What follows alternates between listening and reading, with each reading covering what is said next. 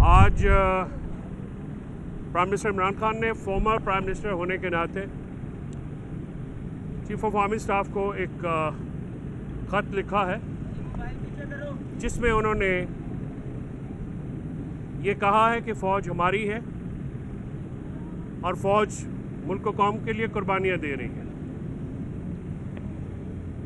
और दहशतगर्दी के ख़िलाफ़ जंग जो है वो तब कामयाबी से लड़ी जा सकती है जब आवाम फ़ौज के पीछे खड़ी हो। लेकिन अनफॉर्चुनेटली एक खलीज आवाम और फ़ौज के दरमियान पैदा कर दी गई है जिसकी वजह से एक दूरी का तासुर आता है। इमरान खान साहब ने उसमें 6 नुकात बयान किए हैं जो उनकी नज़र में वो वजूहात हैं जिनकी वजह से ये खलीज पैदा हुई है और ये खलीज बढ़ रही है। और इमरान खान साहब ने इस लेटर के थ्रू हमारे मुल्क के सबसे जो मजबूत दफातर हैं उनकी तवज्जो मबजूल कराई है कि पॉलिसीज़ जो इस वक्त तक इस मुल्क में रवा रखी गई हैं उनमें तब्दीली जो है वो वक्त की अहम ज़रूरत है। सबसे पहली वजह इमरान खान साहब के नज़दीक 8 फरवरी की इलेक्शन में जो रिगिंग है वो है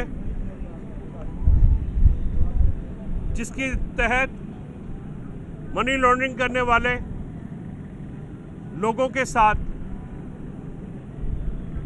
मिलके इलेक्शन को रिग किया गया और एक मिनॉरिटी हुकूमत को मेजॉरिटी अवाम की ख्वाहिशात के बरअक्स इस मुल्क पे मुसल्लत किया गया।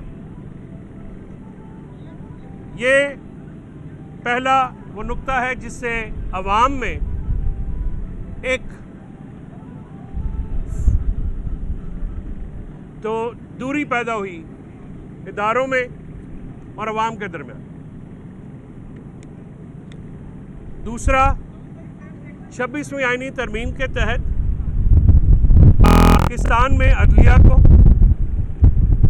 नगी कर लिया गया है, कंट्रोल किया गया है और 26वीं आईनी तरमीम मुल्क में निज़ाम अदल को तहस नहस करने के लिए लाई गई और उसका मद्दा नज़र इमरान खान साहब के मुकदमात और इलेक्शन फ्रॉड को कवर फ्राहम करना है। ये जो नैब कोर्ट के नासिर जावेद राना साहब की तरफ से डिले आया, इसका वाहिद मकसद कोर्ट पैकिंग के बाद इमरान खान साहब की जो अपीलें हैं उनको मनपसंद जिनको पॉकेट जज कहा है, पॉकेट जजेस के सामने लगाना है और ताकि इमरान खान साहब को जो एक खिलाफ कानून खिलाफ आइन सज़ा हुई है उसके ऊपर जो है मर्जी का फैसला लिया जा सके। अवाम अदालत की और निज़ाम अदल की इस तौहीन के ऊपर भी शदीद नाखुश है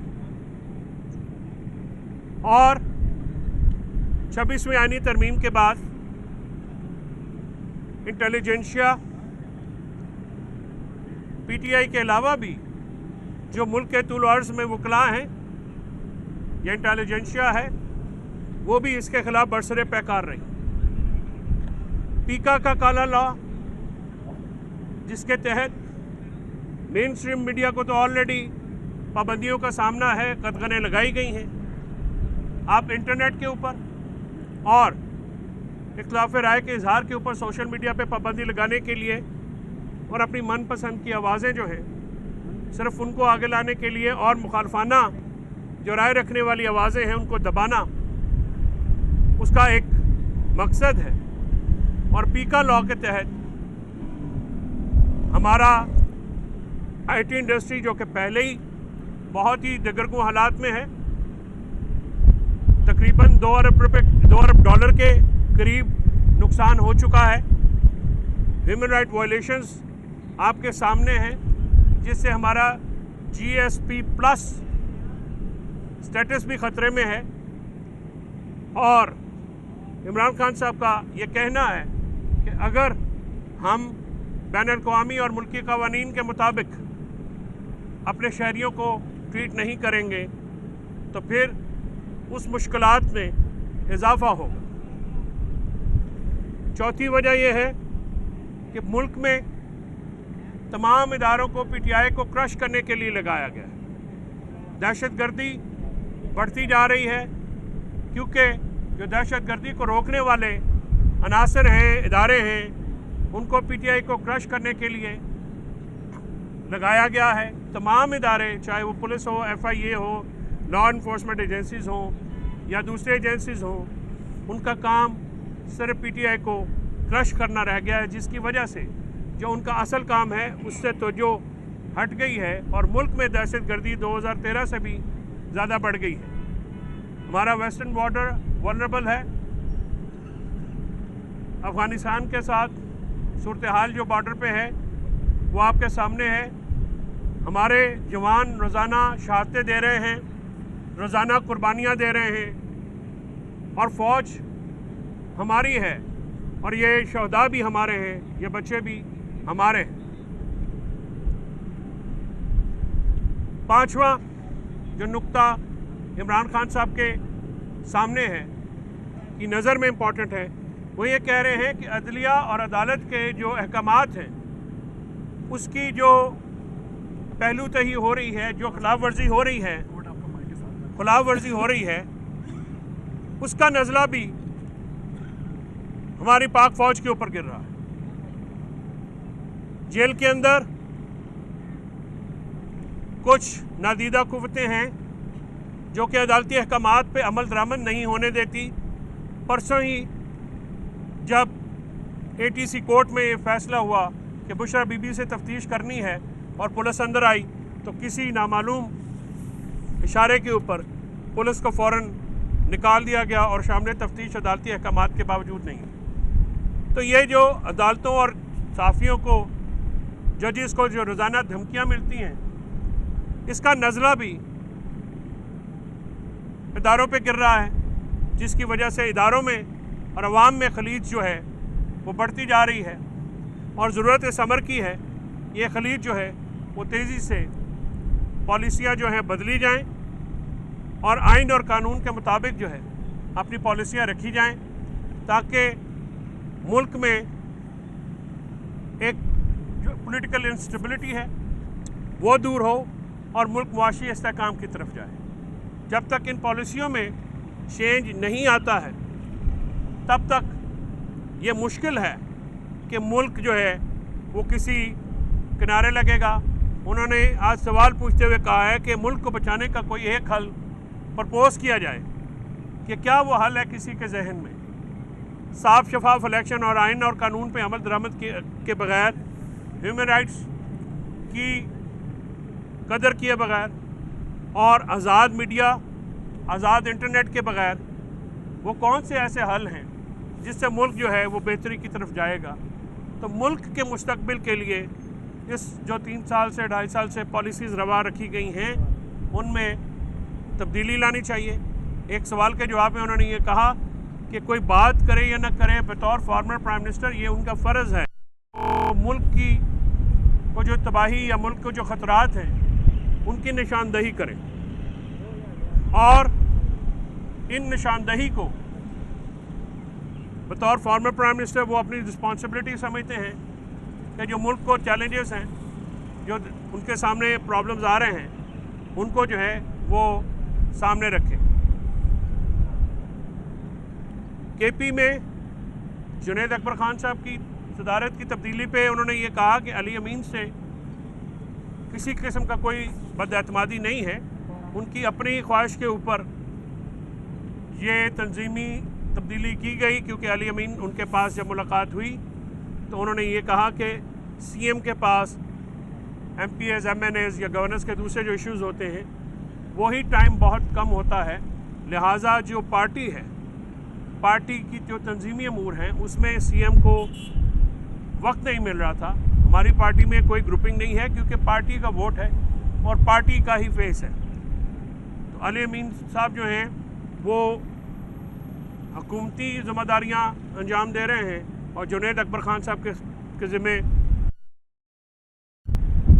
ज़िम्मेदारियाँ लगाई गई कि इंसाफ जो है हमने मांगा जुडिशल कमीशन के ज़रिए, और जो भी शख्स बेईमानी नहीं करता उसको आज़ाद तहकीकात से कोई प्रॉब्लम नहीं है। चीटर जो हैं वो कभी न्यूट्रल एम्पायर्स के साथ नहीं खेलते। हमने जुडिशल कमीशन इसलिए मांगा कि आप तहकीकात करें कि किसका क्या कसूर है। 9 में 8 फरवरी को कौम रिजेक्ट कर चुकी है और 26 नवंबर को हमने जो एहतजाज किया 26वें आईनी तरमीम के ख़िलाफ़, वो हमारा आईनी हक था और कोई ऐसी जवाज़ नहीं था कि नहत्ते पुरअमन सियासी लोगों के ऊपर गोली चलाई जाए। 26 नवंबर को जो एहतजाज हुआ या 9 मई को जो एहतजाज हुआ, ये एहतजाज आइन और कानून के दौरे में थे। अगर किसी ने कोई बात गैर कानूनी की है तो जुडिशल कमीशन का मुतालबा इसलिए किया गया था ताकि दूध का दूध और पानी का पानी हो। किसी भी पाकिस्तानी शहरी को आइन के मुताबिक एहतजाज का भरपूर हक है और वो ये हक महफूज रखते हैं। उन्होंने ये कहा है कि इस वक्त मुल्क की सलामती को सामने रखते हुए ये ज़रूरी है कि पॉलिसीज़ में चेंज किया जाए। तो आज की यही ब्रीफिंग थी।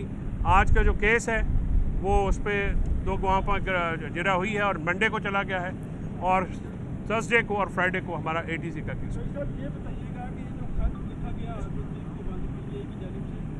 ये किस पार्टी ने के थ्रू उनको भेजा गया है या किस के लिए भेजा गया? ये गैर ज़रूरी तफसील है, इसकी बताने की ज़रूरत नहीं। जी सर। फैसल भाई ये बताइएगा, इमरान खान जिन पर इल्ज़ाम लगा रहे हैं कि इन्होंने सियासी वर्करों पर गोलियाँ चलाई, उन्हीं के खिलाफ जुडिशल कमीशन भी मांगते हैं, उन्हीं को खत लिख रहे हैं कि आप हमें राय दे दें। ये क्या पॉलिसी शिफ्ट है या क्या है? आपका ये कहना है कि जो सियासी कारकुनान हैं उन पर गोली इस्टेब्लिशमेंट ने चलाई। हम ये चाहते हैं कि जुडिशल कमीशन इसकी ज़िम्मेदारी का तयन करे, हम ये नहीं कहते। और आज का जो ख़त है ये बतौर साबिक़ वज़ीर-ए-आज़म जो है ये एक उन प्रॉब्लम्स की निशानदेही है जो कि वहाँ पे की जा रही है, जो इमरान खान साहब की नज़र में ये जो 6 नुकाती आज ख़त आया है कि कहाँ पे प्रॉब्लम है, ये प्रॉब्लम उनको निशानदेही कर। खत लिखने का तो आपने वो खत किया कैसे, ये नहीं रईस भाई मैं आपको बताता हूँ आगे। जी सर। ये बताएं, हुकूमत इसके ऊपर रद्द-ए-अमल ये दे रही है कि आज NRO की पहली ईंट रख दी गई है तो अब दीवार भी बनेगी। नहीं, हुकूमत को सर वैसे ही नींद नहीं आती।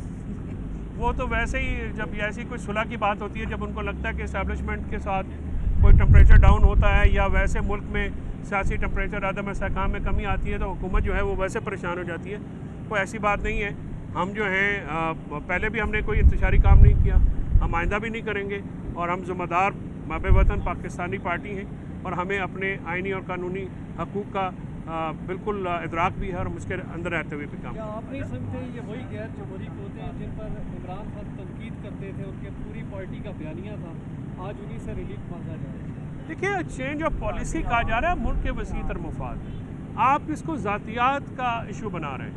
ये ज़ातियात का इशू नहीं है, ये पाकिस्तान के मुस्तकबिल का इशू है, पाकिस्तान के हर फ़र्द का इशू है। पाकिस्तान 25 करोड़ की आबादी है। अगर मुल्क जो है वो रहेगा तो फ़ौज जो है मुल्क की होती है ना, किसी एक शख्स, एक पार्टी, एक इदारे या किसी ग्रोह की तो नहीं है। तो मुल्क में फ़ौज और अवाम का एक दूसरे के साथ यकजा होना बहुत ज़रूरी है। तो उसमें जो चेंज ऑफ पॉलिसी है उसकी तरफ एक इजहार है। ये बताइएगा कि इमरान खान साहब ने हमेशा कहा कि वो इस्टेब्लिशमेंट में फ़ौज से बात करेंगे क्योंकि उन्हीं के पास जो है वो ताकत है। आज जो खत लिखा गया है क्या इसमें सिर्फ अवाम और इदारों के दरमियान खलीज की बात की गई है या कोई बातचीत डायरेक्टली शुरू करने के हवाले से भी? नहीं, जो मैंने आपको 6 नुकात बताए हैं ये नुकात उन्हीं पे हैं, उससे आगे नहीं। मेन प्ली का की गई है चेंज ऑफ पॉलिसी, जो खत में मेन पॉलिसी है कि चेंज ऑफ पॉलिसी आपकी पॉलिसी है जो 3 साल से आप अडॉप्ट की गई हैं, उससे मुल्क और कौम का नुकसान हुआ है। मुल्क मुआशी तौर पे कमज़ोर हुआ है, मुल्क सियासी तौर पे अदम इस्तेहकाम का शिकार है, मुल्क में लॉ एंड ऑर्डर की सिचुएशन जो है वो दिगरगू है और दहशतगर्दी बढ़ती जा रही है। मुल्क में आम आवाम जो है निज़ाम अदल और आज़ाद मीडिया जो है उसका कलाकमा किया गया है। तो लिहाजा ज़रूरत है कि मुल्क को दोबारा जमहूरी पटड़ी पे डाला जाए और मुल्क में जमहूरियत और रूल ऑफ लॉ की बहाली। Thank you sir.